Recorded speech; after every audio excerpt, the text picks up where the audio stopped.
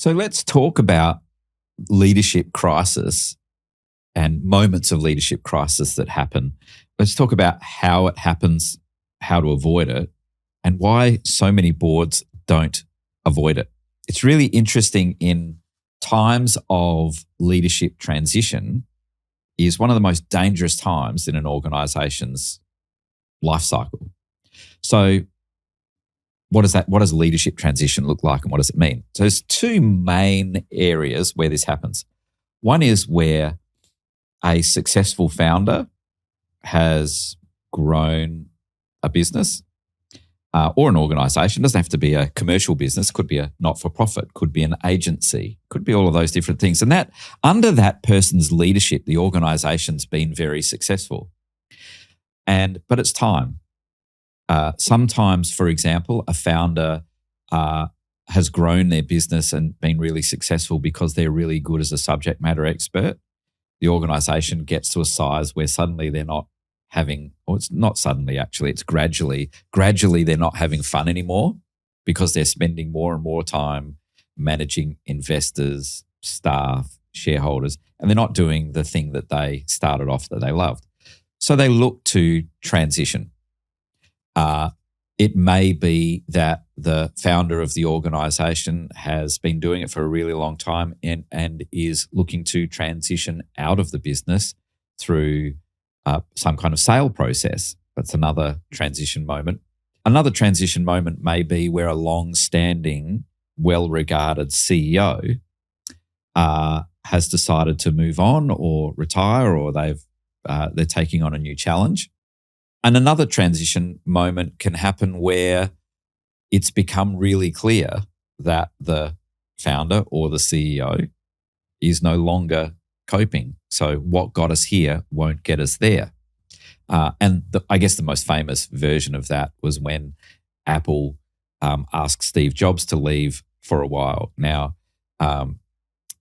history shows that he came back, but one imagines that if the board hadn't let him go, he wouldn't maybe have come back so spectacularly successful. Others might say they should never have let him go, but there's all sorts of debates around that. But transition is a point of leadership crisis that doesn't need to become a crisis, but regularly does. So if you like, let me just go through some of the things that happen, how it happens, then how boards could avoid it, but why they often don't. The first instance is where let's assume that we're talking about an organization that has a board, whether that's founder-led or CEO-led, has a board. And the succession plan is done in an orderly fashion as opposed to a disorderly fashion. A disorderly exit is what people think is a leadership crisis, causes a leadership crisis. So I'll come to that in a moment. What I'd like to talk about is a leadership crisis that occurs that was absolutely unnecessary to become a crisis because apparently it was well ordered. So let's talk about that. What happens is your founder or the CEO says, I'm going to leave, but let's do it in an organized way. I'm going to leave in 12 months' time. Or let's say the business is sold, but the new owners of the business would like the old owner of the business to stay around for a couple of years while we transition the business over. These are orderly scenarios that are done in good faith. So how the hell do they go wrong when you do it that way? Well, here's mistake number one that happens is that the board is trained for the 20% of it, which is logical. So the logical part, which is what we call above the line, the above the line management things, which are contracts, timelines, compliance, role design, reporting, knowledge transfer, recruitment process, appointing a recruiter, doing all of that sort of stuff. All of that logical task ticking stuff, boards are set up to do that. They have plans for that. Where boards fail consistently and create leadership crises that they end up blaming on the incoming CEO or they blame on the outgoing CEO, but rarely do they allow any blame to be apportioned to them. But board members, you know yourself that you played a part in this. I'm sure most of you didn't, but you've seen it happen before. But this is the messy below the line stuff, which is 80% of the work and almost 100% of the leadership crisis that occurs. And that's the messy human stuff, the stuff we call below the line. And it is where boards consistently underestimate the work involved and they have really good excuses for it too. Excuse number one, we're not going to cross the line into management. However, that's exactly what they end up doing because it goes poorly. They fail to prepare for the organisation's grief of losing their leader. They think because there's a year and everybody's been talking about it, it's a bit like having a relative who you go, oh, but you knew they were sick, so surely it's not a surprise that they died. It's somehow like going to lessen your grief because you knew it was happening. It's the same with great leadership transition. A great founder or a CEO has been around for a long time.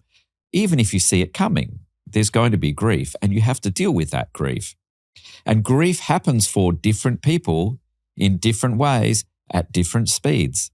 So to ignore the fact that grief is occurring across your staff, across your culture, across your organizations, across your stakeholders, across your customers, across your competitors, and certainly across your reputation, to ignore the grief process is madness.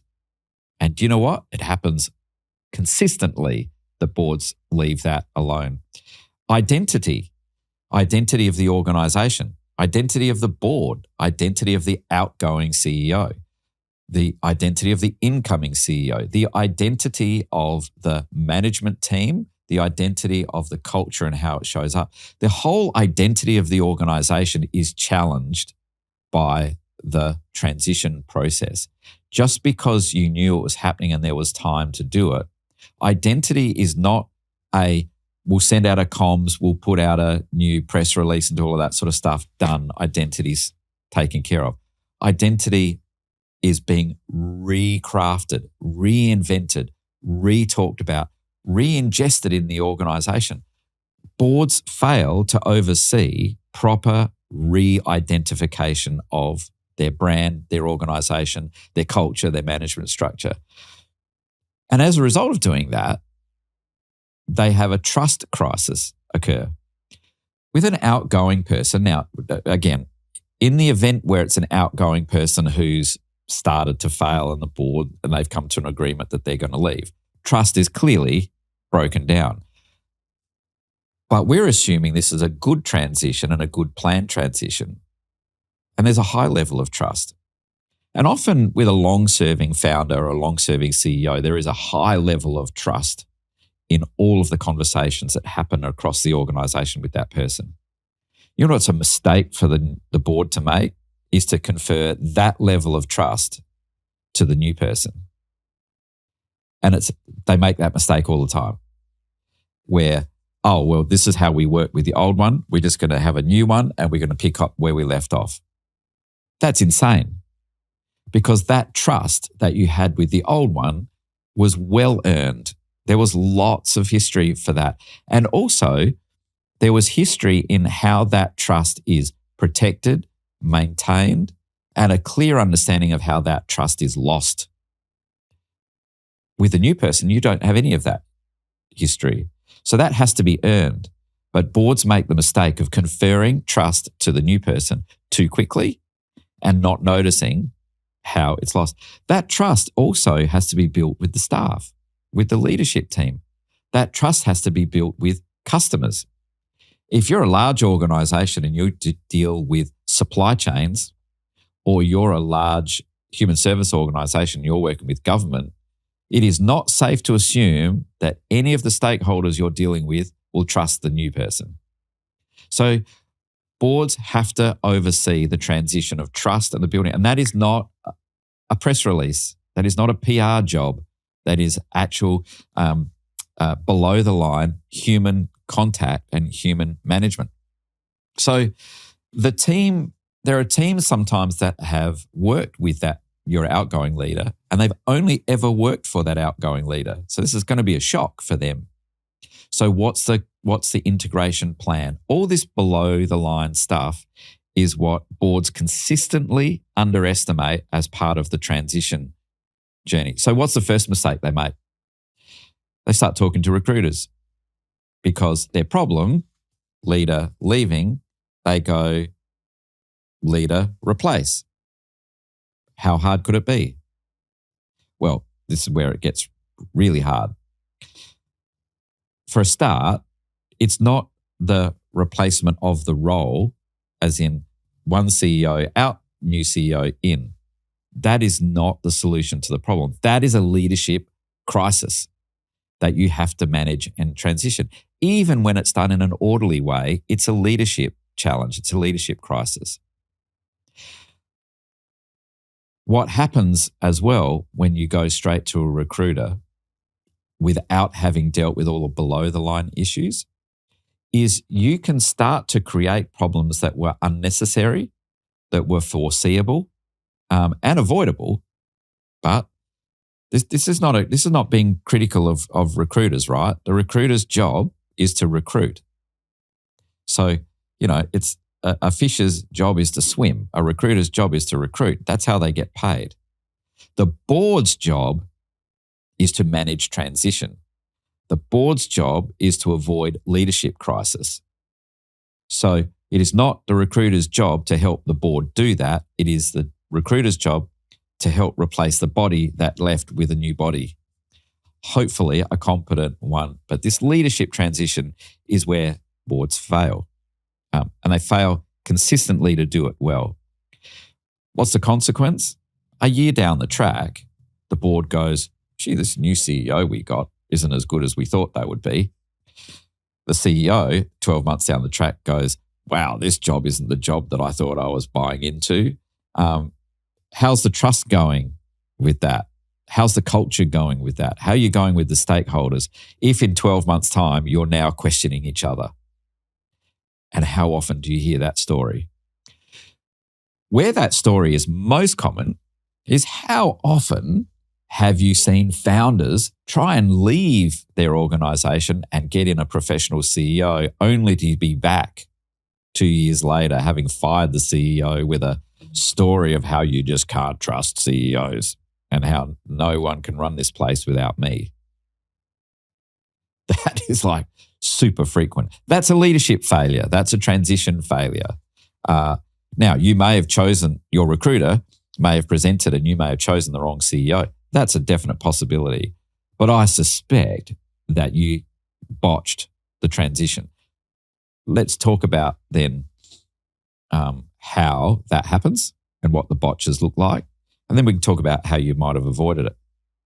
First of all, let's look at some assumptions that boards and founders and long-term CEOs and stakeholders all make.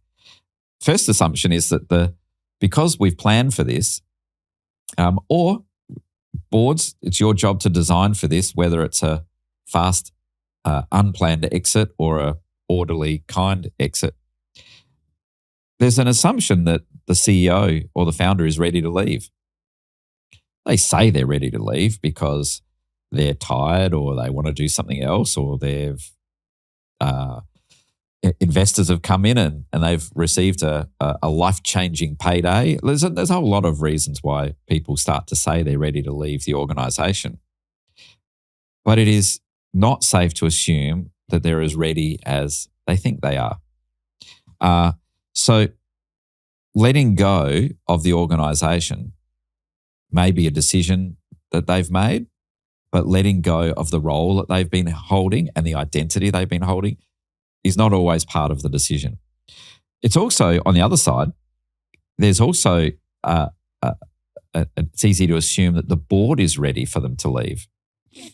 One of the things that can happen is where people fail to realise that there are some board members who join organisations just to be on the board with the founder or with that great CEO. In fact, that great CEO over a course of a long time may have been instrumental in bringing every one of those board members into the organisation and now is leaving.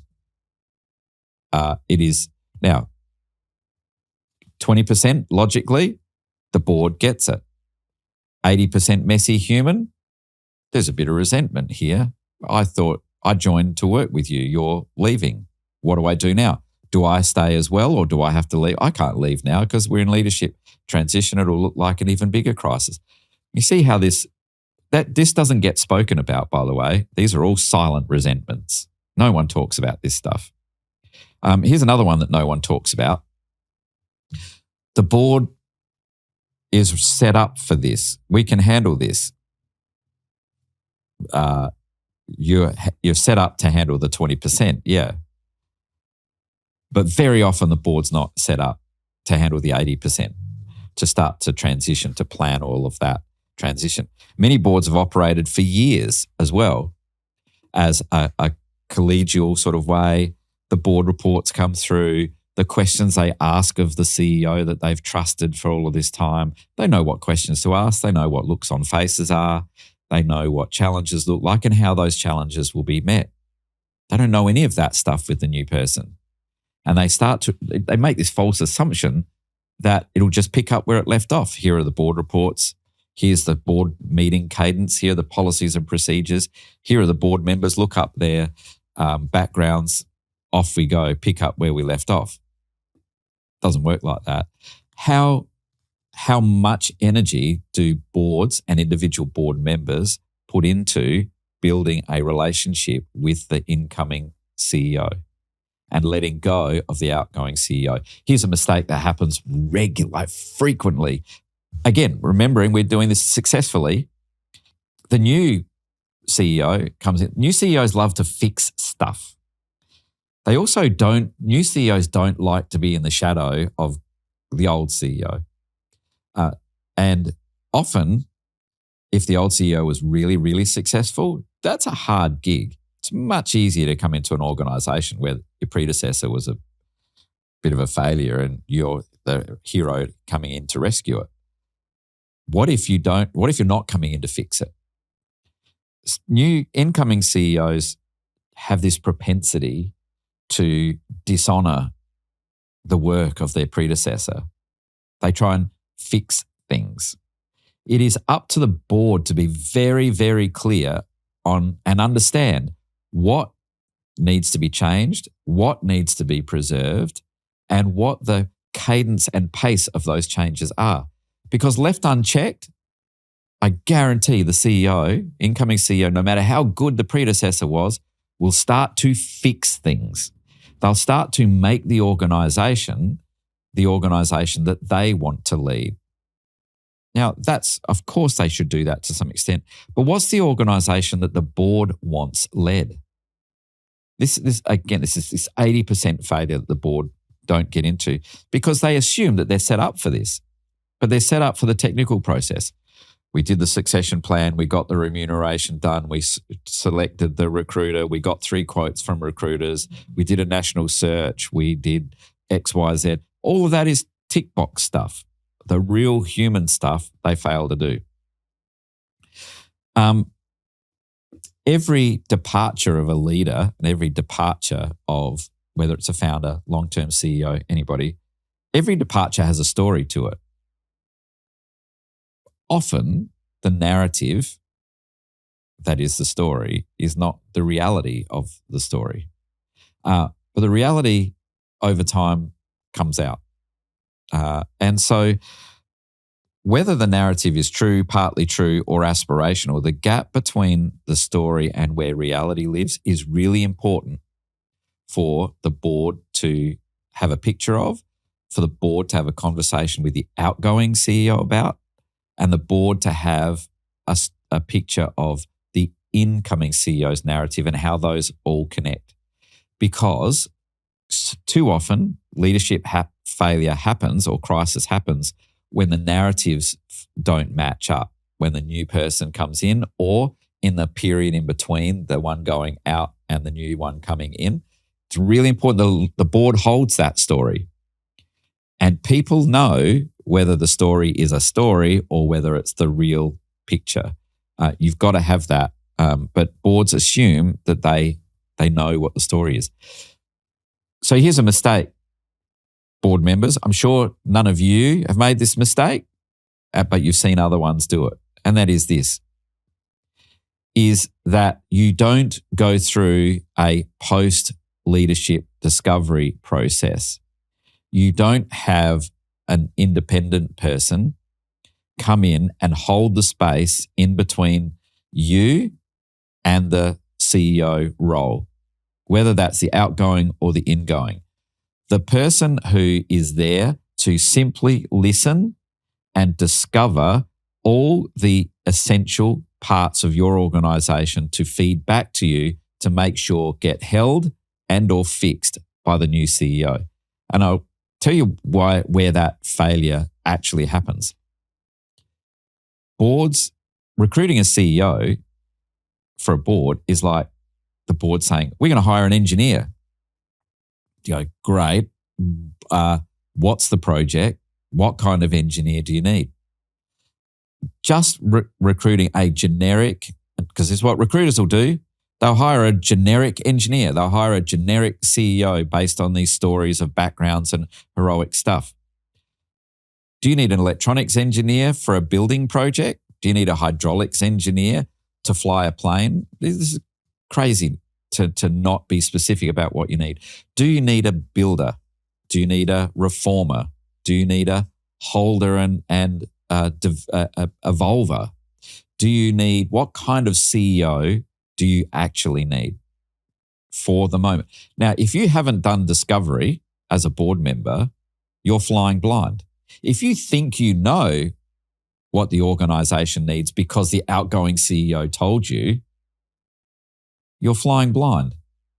And if you're going to leave it to the new CEO to have to do the discovery themselves, you're flying double blind, because you're going to get a version of that through the eyes of somebody who has, it's just human nature, right? They're going to set this organization up through their own lens. So you're going to get it filtered. You should do independent discovery beforehand. False assumption number 4 is, of course, is that the organization will carry on as normal. Normal is over. The old CEO, the founder is leaving. That old normal is over is not necessarily a bad thing. It's just over. What's the narrative? What's the culture? What do we retain? If you don't know this, like you can't articulate it, then you're flying blind. So here's something to think about.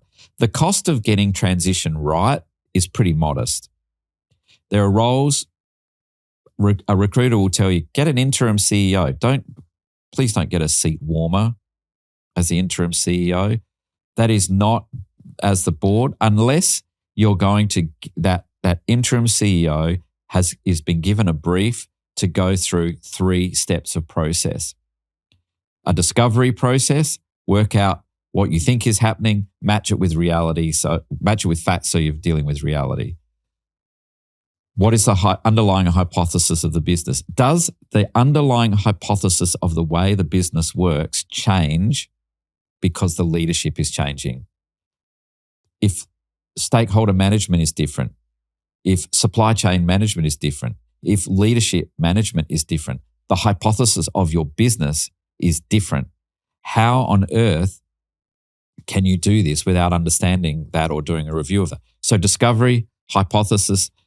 The third thing that boards sometimes get distracted by, they get a new CEO coming in, or they, heaven forbid, they get a baby woodchuck consultant and say, let's do a strategy. Let's do something shiny. That way we can talk about things up in the sky and destinations. We could fly to Europe and we could do all these fabulous things. The boat's sinking. Yeah, but imagine being in Italy during summer, like the boat's sinking. Like, seriously, don't get distracted by strategy. If you're getting to strategy, first of all, find out what the reality is. Second, find out what your underlying hypothesis is. And then third, before you do strategy, decide what strategic methodology you should use. Are you doing pre-mortem strategic planning? Are you doing blue sky strategic planning? Are you doing short horizon strategic planning or multiple horizons? What are you actually doing when you're doing strategic planning? And you can't do that unless you've done the discovery and hypothesis bit first. So going to recruitment as your first move is your first mistake as a board. Not a put down for recruiters. Recruiters, it's like fish are designed to fish. Fish are designed to swim. Recruiters are designed to recruit. You going to them, they're going to do that job, but you're making a mistake if that's your first move. Let me then talk about what are some of the steps you could take to avoid making these mistakes. And then I'll talk about why often boards don't do it. So just remember the cost, board members. Again, I'm sure you've not been responsible for this, but I bet you've seen boards who've done it, where the cost of transition is mismanaged. Is the recruiter's recruited because that's what you asked them to do. The new CEO comes in, doesn't quite work out. 2 years later, you're recruiting again. You go through the same process. 2, 3, 4 years later, that hasn't worked out. And finally, by the third time, you find a CEO now who's a rescuer and rebuilder who's now rebuilding your organization. But you lost 7 years of momentum. You had, you kicked own goals for 5 years. How often do you see that happening? It's now the third CEO after the founder, the third CEO after the long-term CEO that either rescues it or is calling the receivers.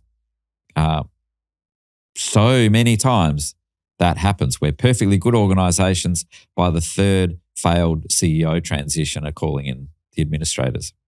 The cost of mismanaged transition is massive and long-lasting.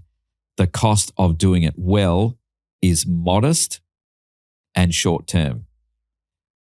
How on earth then is it normally the case, if that's the balance of the equation, why do most boards choose the wrong path and get it wrong? Well, they do it because they feel afraid. They're afraid, like, oh my goodness, without the CEO here, we're going to drift. They feel afraid that, gosh, what if I get drawn into having to manage this business? What if I have to cross the line into management? What if an external person comes in and evaluates our performance and decides that actually we're not set up for a new CE? What if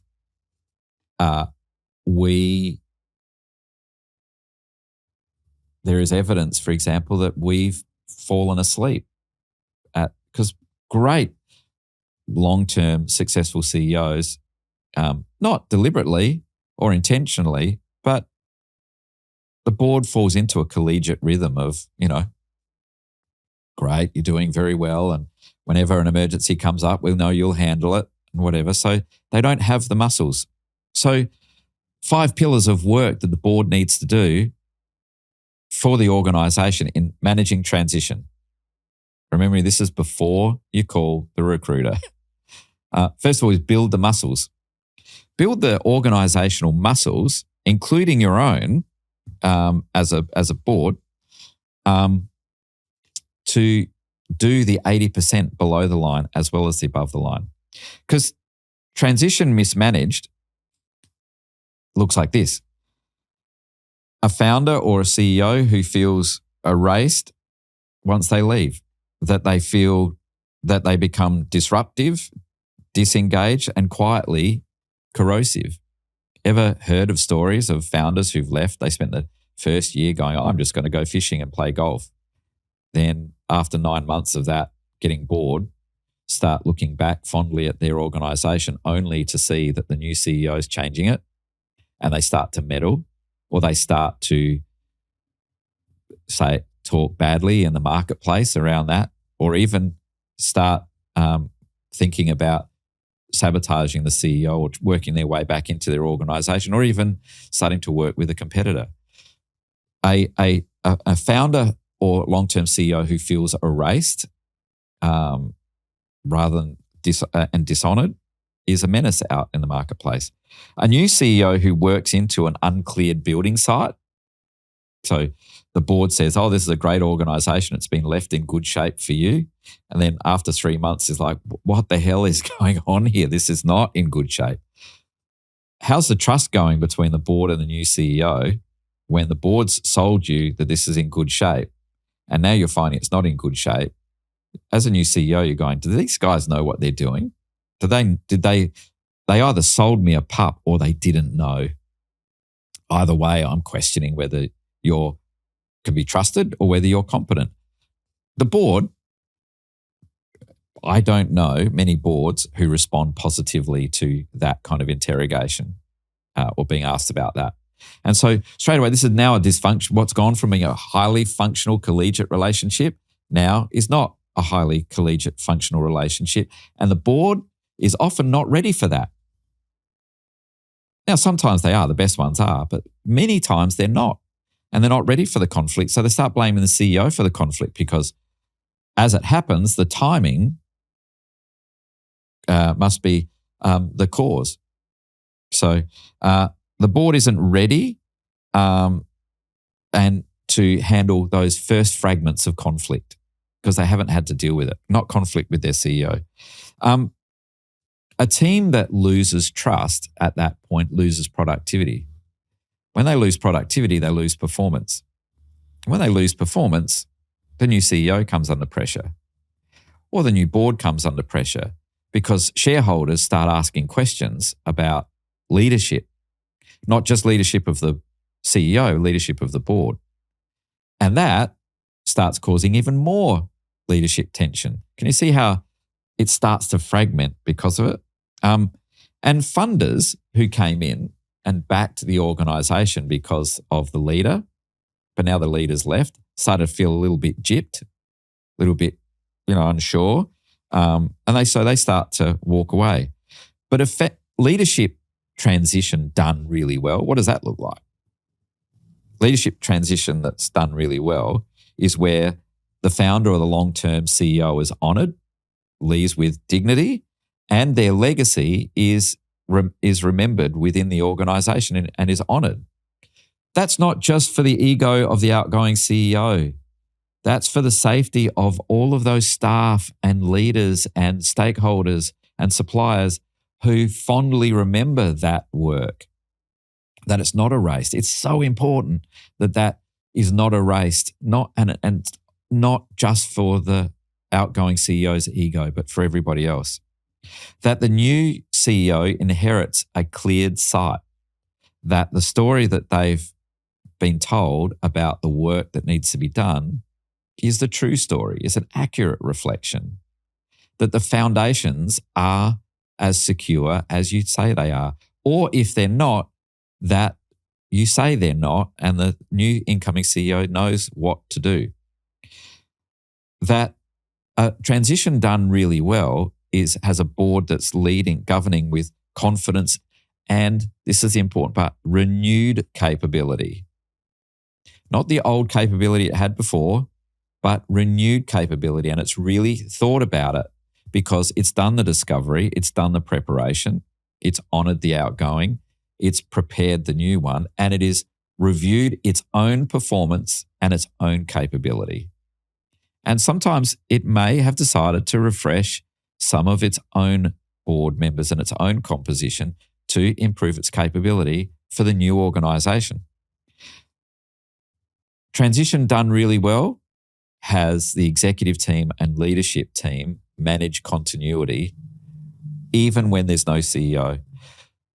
A really good executive team can manage for 3 to 6 months working with your transition coordinator, which is the role that sits in the middle between the board and the position and the organisation. An executive team can handle that for 3 to 6 months. They are the ones that can hold continuity and leadership trust, and they're the custodians of it. Transition done well has an executive team preserve all of that and work carefully with the transition coordinator to help the board get ready with discovery, hypothesis, and their strategic planning. Transition navigated really well has the organisation's funders, whether those funders are investors, shareholders, government, whatever, has funders see the organisation as institutionally mature. An institutionally mature organisation has mature conversations about leadership. It doesn't rush to recruit and replace one person with another person without having done the change. Relationships, whenever they end, often require reflection in the middle before you start and dive into a whole new one. Changing relationships with your leadership is exactly the same. There's not actually very many roles that you can have that are transition coordinators for you.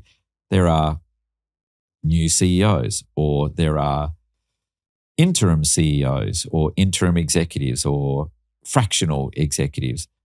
But the role of transition coordinator isn't well articulated. And that's the role that at CEO Advantage we've been working really hard at developing. And what I found is that we've been able to develop it because we're not consultants by nature, which is weird because the board's bringing you in as a consultant. Why would a board choose an organisation that does consulting but is not consultant by nature? We're not consultant by nature at CEO Advantage because we're CEOs. We're CEOs who've actually run things. And we're good consultants. So we bring in the experts, subject matter experts, rather than try and be the subject matter. Our subject matter expertise is leadership. Our expertise is being a CEO and being a professional director. We'll bring in an expert to look at the finances. We'll bring in an expert to look at payroll and all of those different things. We'll bring in experts to look at tech, to do all of the discovery work with and for you as a board. But we'll bring in consultants to support the work, but by nature, we're leaders. By nature, we're CEOs. By nature, we're founders and directors. And that's the difference. It's holding that space before you go to recruitment that is the vital piece. That is the difference between transition done well at a modest cost versus transition done poorly at massive cost. The cost equation is a no-brainer if you do one thing, and that is pause for a moment before you rush to replace.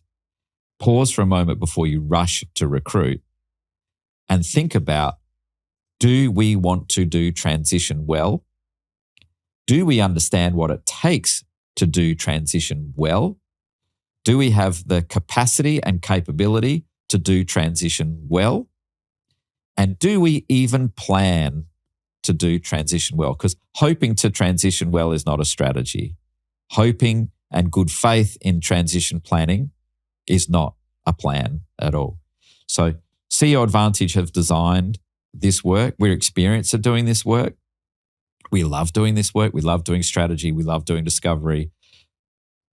We love leadership. And we can work with you to support doing that. But that's a lot of what we do at CEO Advantage. There's another thing that I'd like to cover though, if I can. And that is conversations that we've been having with CEOs that we work with. And that is, it's really interesting. I was asked by a CEO the other day, who looks after the psychological safety of the CEO? It's such an interesting question when you do it, because you can guarantee the board is saying to the CEO, you must make sure that you're looking after the psychological safety of the organization, because psychosocial hazard is now a failure that is the same as work health and safety failure, which directors can be penalised for. So the directors are now saying to the CEO, hey, you better make sure there's psychological safety here, which is, of course, it's a no-brainer. However, the psychological safety for leadership and the psychosocial safety of the CEO is something that, like, who talks about that? Who even thinks about that? It's like, bad luck for you. Psychological safety, when your whole job is holding dissonance. So for those who don't know the word dissonance or cognitive dissonance is another description for anguish. So anguish happens when your brain can hold two opposing thoughts at the same time. And you don't know, either can be right. The job of a CEO is constant dissonance. You are the leader of dissonance. You are the holder of dissonance. That is your job. And in a world today where polarity and populism is breaking out, people want, right or wrong, truth or untruth, who's to blame, all of these different things. That exacerbates dissonance. It increases anguish and it increases the challenge. Great leaders at senior level are masters of dissonance, and they know it's their job. They can balance between being decisive and flexible. They can manage between being clear and ambiguous. They can manage between being transparent and discreet. They can manage between being trusting and being wary. They're holding this all the time between their staff, all the different stakeholders. They manage this dissonance. But very, very seldom do the CEO get considered by everybody else. Like, are they okay? Because the board's watching them and go, gosh, if they're not okay, we're going to have to fire them and get a new one. If the leadership team is going, oh my goodness, the CEO's not okay, do I need to look for a new job? If shareholders start seeing the CEO not okay, they're like, should we be getting our money out and selling our shares now? Like, very, very rarely is the CEO okay? Is there anything we can do for them? And as a CEO, you know that. So that is why we were asked at CEO Advantage to set up our peer group network, because it's a safe space for CEOs where we can have conversations around dissonance and how are we going with that? How are we going with our own psychological? How are we managing ourselves? How are we managing others? How are we managing stakeholders? How are we managing our families? How are we coping with all of these different things? It is a safe space where we can have conversations with people who are just like us, going through the things that we go. We don't expect anybody to feel sorry for us. We're the CEO. Like, we get that. Everybody gets that. But also, everybody needs a safe space to be able to explore these ideas and explore them safely, and also to go to realize, like, it's not just me. I'm not the only one going through these different challenges with boards and staff and strategy and competition and all of those different things. It's not just me. So that's why our CEO peer networks. Now, there are lots of different networks that CEOs can join. There are ones where it's really focused on finances and strategy and operations. They have a great place if that's what you need. The CEOs that we work with have pretty much got a handle on that. They've got a handle on finances. They've got a handle on strategy. They don't need to come along and have other CEOs talk to them about that. They've got a handle on it. There are groups that support founders and CEOs who are, look how much money I've got, and look how fat my cigar is, or fast my Lamborghini. That's great for you if that's the kind of group that support you need support from. Go for that. The CEO Advantage peer network doesn't care about that. Actually, we don't care how much money you've got. We've got some CEOs who are very, very successful, but showing off how much money they've got is not one of their success measures. But totally get that there are groups like that work for them. There are other groups where it's like, how big is having my mentor or my peer group is like a status symbol. Look how big the name of my mentor is. Totally get that. Had one of those myself. They were a great human, by the way, and they became my friend, but they weren't a very good mentor in terms of the techniques. But they have a place. CEO Advantage isn't any of those things. CEO Advantage is a peer group of CEOs for CEOs, about CEOs. CEOs who are good people trying to do great things. Good people trying to do great things in difficult, challenging circumstances often. And other times it's a place where you can celebrate. Sometimes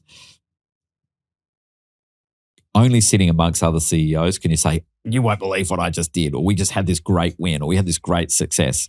Because if you show up at a party and you meet people who are not CEOs and you say that, you may look like somebody that, you don't think you are.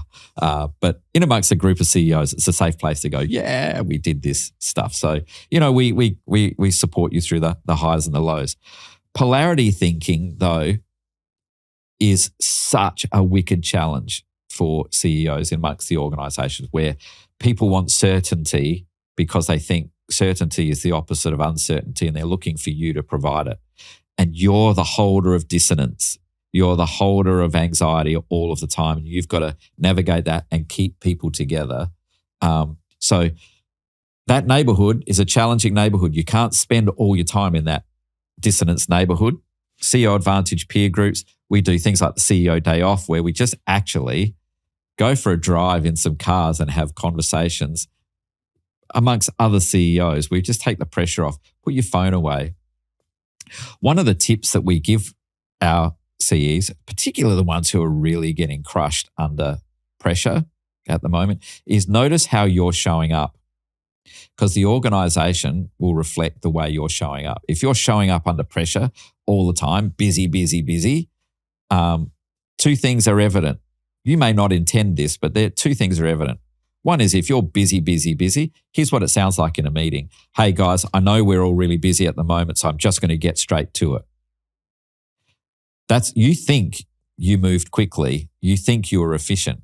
What you did in that moment was tell your people and your staff and the organization, I don't have time to care about you. I don't have time to listen to your priorities or cares. I just want tasks done.